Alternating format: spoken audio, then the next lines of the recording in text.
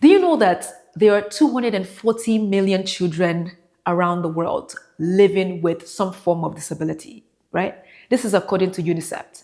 Now, I have found, based on my own experiences, right, and also research, that women, particularly African women, are more likely to be supportive when caring for children with disabilities, while their husbands or partners are less likely to be supportive. So, on this episode, I'm going to be diving into the head of a man, his brain, his ori, to figure out why is it challenging for men or African men in particular to navigate and embrace their roles as fathers, caring for children with special needs. It's a very challenging conversation, but it's a needed one. So grab something to drink and let's explore the matter. Stay tuned. We'll be right back.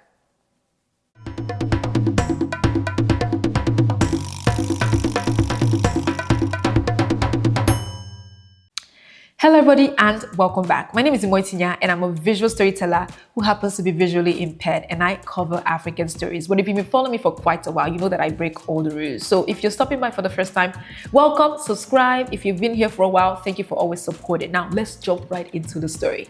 I always begin with a story in of itself, right? So let me tell you one story that I experienced years ago. So I met this woman in Texas. She, African woman, had two children on the spectrum. The kids were autistic, right?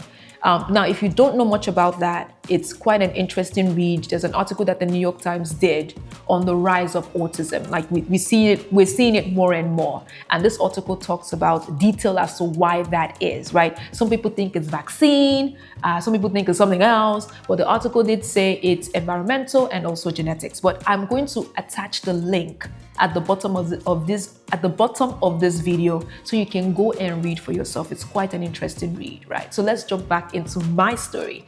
So I began speaking to the woman about the condition of her children. At the time, the kids were either 6 and 8 or 8 and 10, and they are low functioning, meaning that they need a lot of support, right?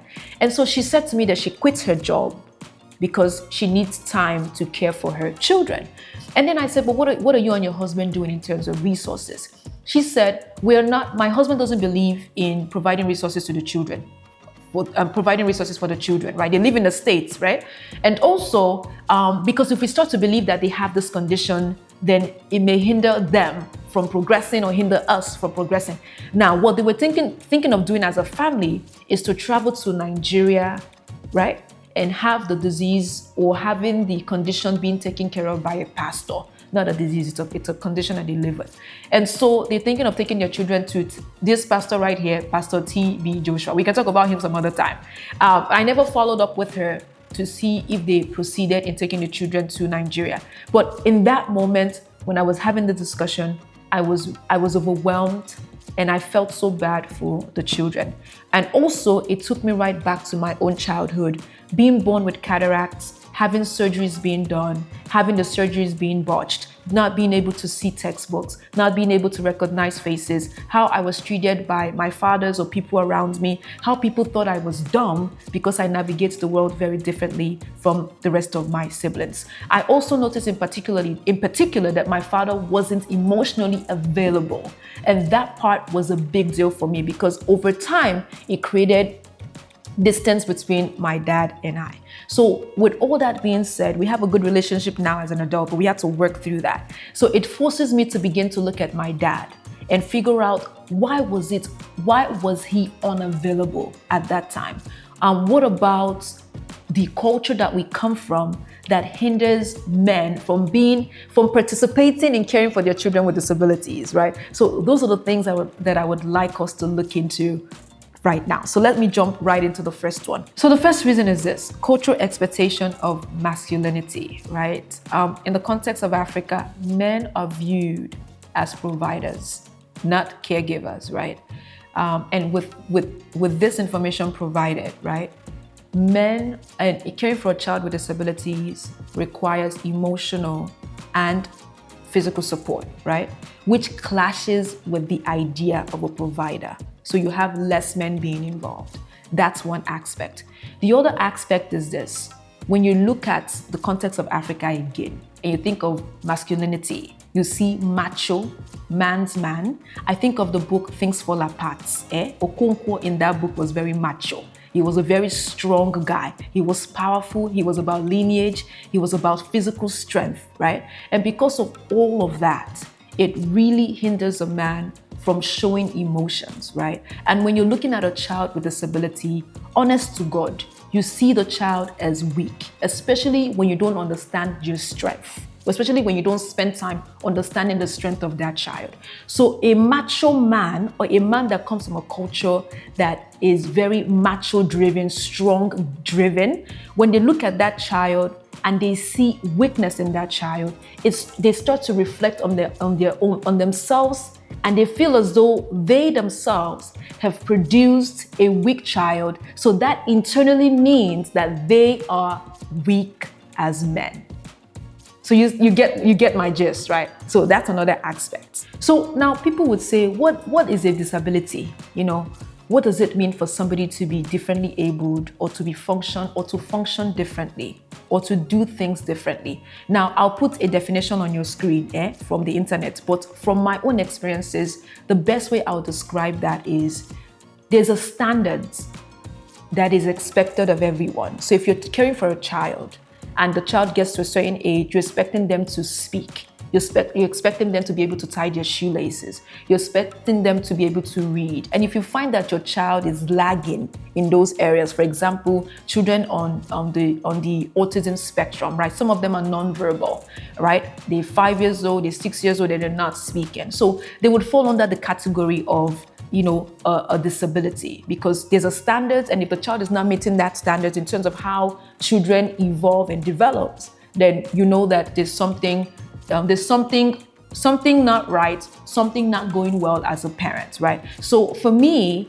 I would say that with corrective lenses, I still can't see well, right? That's why I classify myself as somebody who is visually impaired, because your glasses are supposed to correct your vision. But even with my glasses on, I still find it difficult to read. So most of the time I would do this because I'm trying to read something very close. Today I have contact lens, so the story is a bit different. But even with contact lens, I still need additional support when it's time for me to navigate, right? So another factor is, in some African culture, they say some African culture, I think it's the whole of Africa, having a male child is very important. Remember the videos I did of the selling of girls? I didn't say the selling of boys. And because of that reason though, when a man has a son with a disability, the expectation is obviously very different, because a male child is supposed to pass on the family name. A male child is supposed to take care of their own families, right? The society, whichever the case may be. So when you have a child that is differently abled, I should use, they are less likely to be able to perform those duties, right? Now, another thing I began to notice myself is that men are good with problem solving. Like a lot of them, when you take a problem to a man, they're very logical. They want to sit down and give you the answers to it. When you look at when you look at a child that is differently abled, or that has a disability, or that is living with a disability, it's pretty complex. So they don't have the answer. And I feel, and if you're a man, you can correct me if I'm wrong, I feel because they don't have the answer, they feel as though they are disconnected, or rather, they feel as though they failed their family. So to summarize it for you, right, I want to tell you a last minute story, an encounter I had, right? I have one brother. So one day I asked him a question. I said, when you look at me, what do you see, and how do you see me? Given the fact that I am the child in the family that needed the most support, right? And my brother said to me, he said, when I look at you, my world stops, because I worry how you navigate your world on a daily basis. So now it sounds like a compliment for sure, but when I began to dig in, I realized that part of that is fear, right? It's the fear that this is how I'm navigating my world. And it's the fear that there's a lack of control on his part, I guess, right? But when I look at it from like the context of a father and a daughter, right? To me, I feel as though the more you spend time with your child, right? You understand that your child having the condition that they have doesn't reflect on you at all. It is what life has given you, right? It's either a lesson for you to dive into your own problems that you didn't have a chance to deal with, or rather just a gift from life. And your goal is to find a way to navigate what has been given to you. So pretty much it is not about you, it is about the child. So the sooner you accept the child's condition, the easier it gets for you to start navigating your world. So not you being afraid, but rather, what are the resources out there that I can use to help me better the life of my child? Because every parent's goal, right, is to make sure that your child are self-sufficient, they're able to take care of themselves when they themselves are no longer here, right? So that is what I have to say. I know that there's so much education in this department, whether we're looking at African men in the US or African men in the diaspora or African men in Africa, it really doesn't matter, because when we do travel, right, when we leave our respective countries, we take our culture with us, and a lot of us still sit in that mentality of women are the ones supposed to be caring for children and men are the ones supposed to be providing. The last time I checked, women are also providing. So because the gender role is changing, then men should start to learn how to navigate their own feelings using the resources available, so that way they can be the best support to their children. Again, it's not about you. I know you think it's about you. It is not about your weakness. It is not about your lack of physical strength or your lack of power or your ability not to be able to solve the problem. It is about your child. So get the support you need, right? And provide that to your children and watch them excel, right? We have to break that cycle of men not being available emotionally. We do. So that's all I have to share with you.